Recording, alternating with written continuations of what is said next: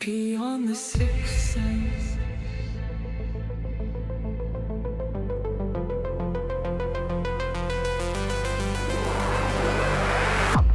Samantha. My name is Samantha. Since childhood, I have carried a gift I never fully understood.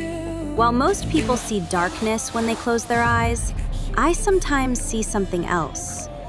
Fragments of forgotten memories, echoes from another time, voices that belong neither to the living nor completely to the dead. Through meditation, I can connect with energies that exist beyond our physical world, a place where unfinished stories linger, a place where lost souls wait to be heard. This gift has led me into places most people would never dare enter, and after solving my second case at the farmhouse, I thought I would finally have a chance to rest. But the universe had already chosen my next path, because while driving home from the farmhouse, strange visions began appearing in my mind. Again and again, I saw the same image: an abandoned church, standing alone beneath a dark sky, broken windows, rotting wooden doors, a towering cross leaning slightly to one side. And every time I saw it, I felt a deep sadness, a sadness that did not belong to me. At the time, I had no idea what it meant. 3 days later, I received a phone call, and everything started to make sense. The caller introduced himself as Officer Mark Reynolds. He worked at a small rural police station about an hour away from my town. The station served a population of only 2,000 people, a quiet farming community where serious crimes were almost non-existent. At first, I assumed he was calling about a local haunting. But what he described was stranger than anything I expected. Mark explained that 6 months earlier, he had been transferred to this station. Since his arrival, he had worked mostly night shifts, and every night, the exact same thing happened. At precisely 1 o'clock in the morning, the station's police dog, Stewie, would begin barking. Not ordinary barking, furious barking, relentless barking, the kind of barking a dog makes when it sees a threat. The barking would continue until nearly 3 in the morning, and throughout those 2 hours, Stewie would stare toward one specific location: the abandoned church behind the station. The church sat across the backyard, separated only by a narrow road and a line of trees. According to Mark, the dog never barked during daytime, only at night, and only during those specific hours. The strangest part was this: no officer before Mark had ever experienced this behavior. He had asked every previous night shift officer. None remembered anything unusual. Only after Mark arrived had Stewie started reacting. Something about the story immediately caught my attention, especially because of the visions I had already been receiving. I agreed to investigate. The following evening, I drove to the station.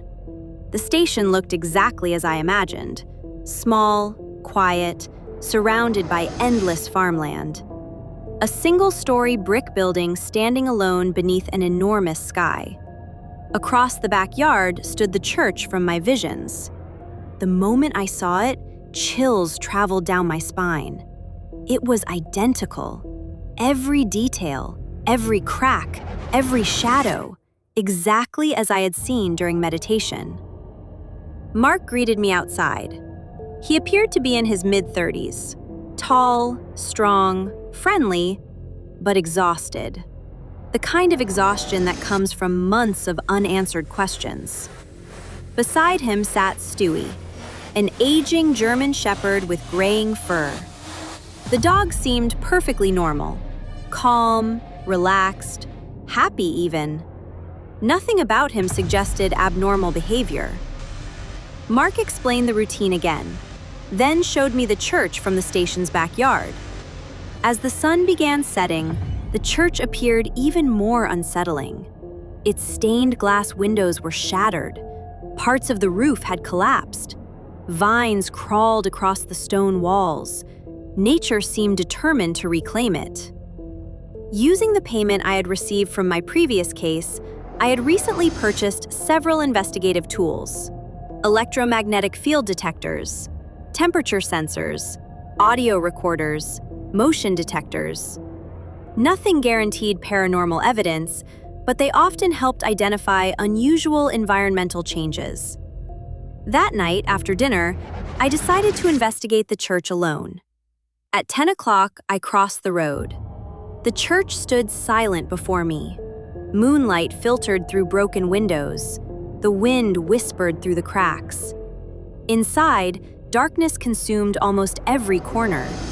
Each step echoed through the massive empty structure. The air smelled of damp wood and age. Old pews remained scattered throughout the sanctuary, some overturned, some broken, others covered in thick dust. For hours, I explored every room: the basement, the choir loft, the old storage areas, every inch of the property. I monitored my equipment continuously. Nothing. No unusual readings, no unexplained sounds, no cold spots, no apparitions, nothing paranormal whatsoever. What I did discover were dozens of bats nesting in the ceiling, several stray cats living beneath the altar, and a mother cat nursing newborn kittens. Perhaps this explained why the dog barked, or perhaps not. Either way, I found no evidence supporting a haunting. Around 6 in the morning, I finally left. Crossing the road, I entered the station. Mark looked hopeful. Unfortunately, I had disappointing news. I told him honestly. The church appeared completely normal. To my surprise, he wasn't disappointed. Instead, he invited me for coffee at his house. I accepted. His home sat only a few minutes away, a modest house surrounded by oak trees. Inside, I met his father, Keith Reynolds, a former police officer, paralyzed and bedridden for nearly 10 years following multiple strokes. Mark cared for him entirely on his own. As we spoke, I learned more about Mark's life. He had never married, never started a family. Every spare moment was devoted to caring for his father. The responsibility had become his entire life. Despite the burden, he never complained. His dedication impressed me deeply. Something else caught my attention. Mark and Keith looked remarkably similar, almost identical. The resemblance was extraordinary, like seeing the same man at different ages. At the time, I didn't realize how important that detail would become. Before leaving, I asked Mark if he could arrange a quiet room at the station for meditation. He immediately agreed. That night, I returned. The room was small and silent, perfect for meditation. I sat down, closed my eyes, and began breathing slowly. At first, nothing happened. My mind wandered, thoughts drifted through my consciousness. But eventually, everything became still. And then, the visions began. Suddenly, I saw Mark, or at least I thought it was Mark. He was driving a police cruiser late at night, still wearing his uniform. Rain fell lightly across the windshield. The road ahead was empty. Then everything changed. A dark shape appeared suddenly, too late to avoid. The vehicle struck something with tremendous force. The brakes screamed. The car stopped. The officer jumped out. Panic filled his face. Lying beside the road was a child, perhaps 8 years old. A small ball rested nearby. The boy had chased it into the road, and the impact had killed him instantly. The officer froze. His hands trembled. His breathing became frantic. He checked the road repeatedly. No witnesses, no nearby houses, no traffic, no one. Fear overwhelmed him. His career, his reputation, his future. Everything flashed through his mind. And then he made the worst decision of his life. He lifted the child's body into the vehicle, returned to the station, finished his shift in complete shock, barely functioning, barely thinking. Later that night, he dug a grave behind the station, near the abandoned church, and buried the child, along with the truth. The vision ended. I opened my eyes, horrified. At first, I believed I had witnessed Mark committing the crime, but something felt wrong. The uniforms looked older. The police cruiser looked older. Everything looked older. Then realization struck me. The event had occurred approximately 10 years earlier, and the officer wasn't Mark. It was Keith, his father. The resemblance had fooled me. I immediately found Mark and carefully explained everything. Every detail, every vision, every memory. Mark sat silently for several minutes. Then tears appeared in his eyes, because he remembered something. 10 years earlier. One morning, his father had returned home after a night shift, terrified, distracted, acting completely unlike himself. At the time, Mark had been a teenager. He never understood what happened. Shortly afterward, Keith's health deteriorated. The strokes began, and eventually paralysis followed. The guilt had been destroying him for years. The following morning, I met with several officers. I explained my vision, but I never revealed Keith's identity. Some truths belong to the living, others belong to God. Instead, I focused on one thing, the location. I asked them to excavate a specific area behind the station, near the church, exactly where I had seen the burial. Several hours later, they found it. A skeleton, a child's skeleton, hidden for over a decade. The discovery shocked the entire community. Forensic experts eventually identified the remains. The child had disappeared years earlier. His missing person case remained unsolved until now. The parents were informed. Their grief returned all over again. But at least they finally had answers. At least they could bring their son home. One mystery remained unsolved. No one ever discovered who caused the accident or who buried the body, and I intended to keep it that way. Mark thanked me repeatedly, not only for helping the child, but for protecting his father. Because despite his terrible mistake, Keith had already suffered greatly. The guilt had punished him every day for a decade. After the funeral and final rites, I returned one last time. That evening, I entered meditation again. The boy appeared almost immediately. No anger, no fear, only confusion. For 6 months, he had believed Mark was responsible, because Mark and Keith looked exactly alike. The spirit couldn't understand the difference. I explained everything. I showed him the truth.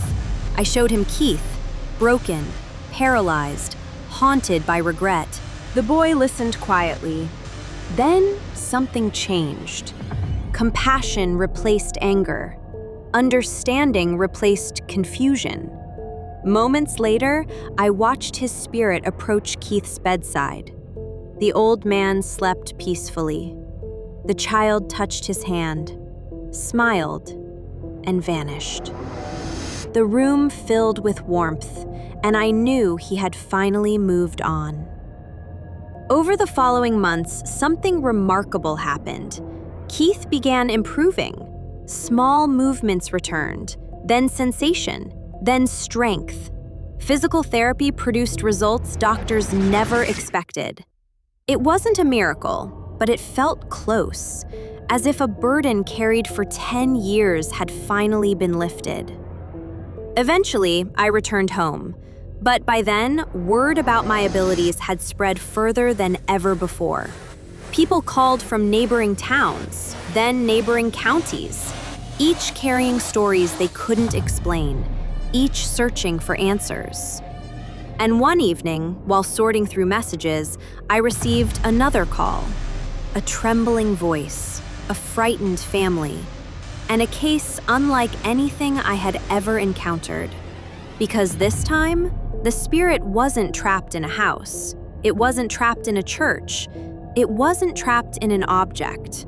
It was trapped inside an entire town. And that investigation would become my 4th case. To be continued. Beyond the 6th Sense. Next episode coming soon. Beyond the sixth sense.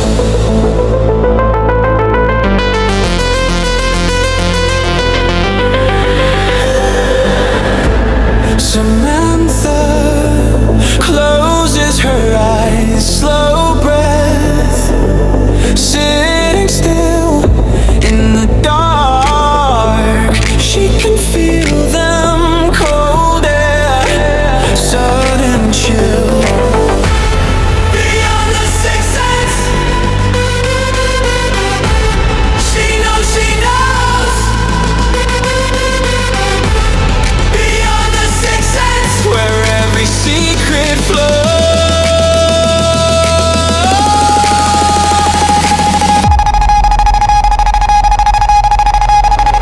Beyond the sixth, beyond the sixth, beyond the sixth sense, she feels them drawing near. Samantha sees and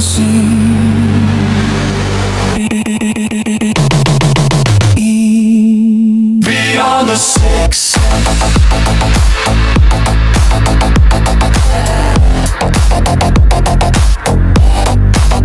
Beyond the six.